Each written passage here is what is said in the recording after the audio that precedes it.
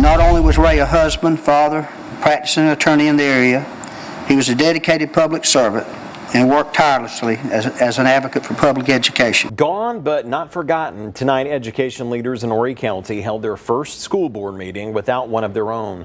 Ray Winters, he passed away last week after his battle with COVID-19. He was put on a ventilator. His fellow board members honored him tonight by draping his chair and leaving a white rose in his seat.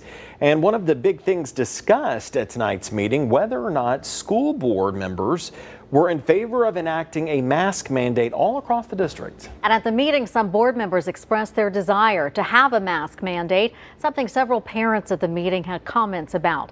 ABC 15's Annette Montgomery joins us live after attending that meeting to let us know what was decided. Annette. Well, Trey and Jennifer, right now 336 students and staff members across the district have the virus. Now, on tonight's agenda, board members were not set to discuss masks, but during the meeting, the board added an item to executive session requesting legal advice regarding a mask mandate, yet no action was taken. I think it caught us all by surprise on that first day of school when we were jumping right back into contact tracing on the very first day. Less than 2 weeks in, hundreds of students and staff members across Horry County School District are testing positive for COVID-19. I'd say in another week and a half, yeah, the dashboard is going to tell us a true picture of what happened when we went back to school. But the data we're seeing now were events that were already occurring in our communities. The district's dashboard shows that 99 staff members are in quarantine. Officials say they're working on securing enough manpower to show how many students are, something they hope to have on their dashboard by next week. And we're looking at some retired educators that we could pull in temporarily. Another thing board members looked at to address the caseload, a potential mask mandate, which drew a divided response. My concern here today is the recent push in mask, and Mr. Maxey, Dr. Maxey, I do thank you for stating the fact that it is law right now that mandating mask is something that Horry County schools should not be doing. Some were begging for it. I know that it's the law, but there's several other counties around the state of South Carolina that are working around it to protect our children. I just task everybody that wants our children to be safe to write to their congressmen and women, to their senators, to anybody. If we can't do anything now because that's the law, can we do something to make sure that the law is changed to make sure that everybody can wear a mask? Yet officials didn't enact one. Now, district officials say they're working with classrooms to determine if they need to quarantine if the rest of the school can operate. They say learning services and health services is working with principals to determine when a school can no longer operate as well. Well, Tidelands Health Clinic is preparing to care for over 500 patients per week now that they've opened a third temporary respiratory clinic at the Market Common. Today, I spoke with the Tidelands Health Director of Operations to find out why it was necessary. In this building, Tidelands Health is operating a third respiratory clinic. Rising COVID cases and seasonal illnesses have created a growing need to care for patients with non-life-threatening symptoms. If you go to the ER, you may have a 6 or 8 hour wait.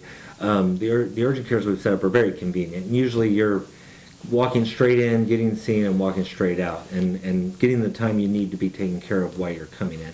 By adding a new provider to the Market Common location, over 40 patients can be seen per day, making visits more efficient. In these locations, you would come in and we would either put them straight back into an available room to immediately see the provider, or we would get their phone number, have them wait in their car, and then call them to come in as soon as the room is available. The Director of Operations describes this time as a different stage in the pandemic.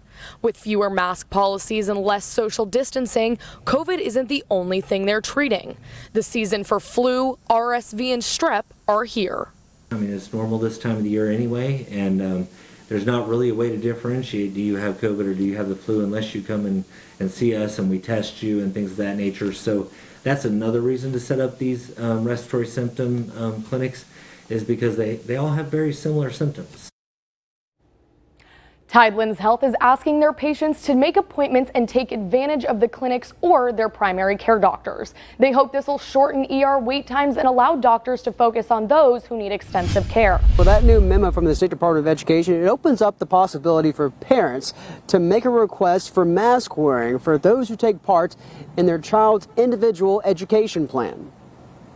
When it came time to head back to the classroom, parents like David Warner grew nervous about COVID-19's resurgence and how the school system was handling it. I didn't feel like there was much of a choice since they both have IEPs. Those are individual education plans. Warner's kids have special needs, and he said their best option was to be back in person. 1 week in, and COVID has already stopped that. I have 2 children that are now at home. I have one that it is a positive and one that is negative. Seeking answers on how to protect his kids, he says he reached out to the state education department.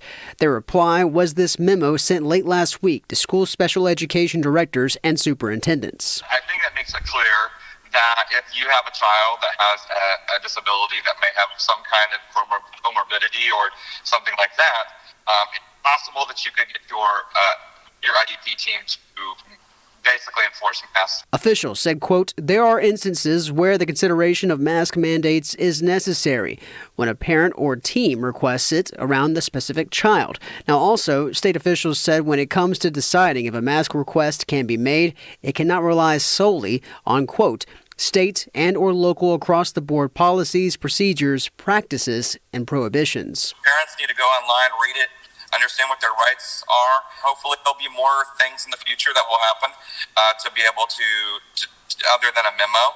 But for now, this is what we have.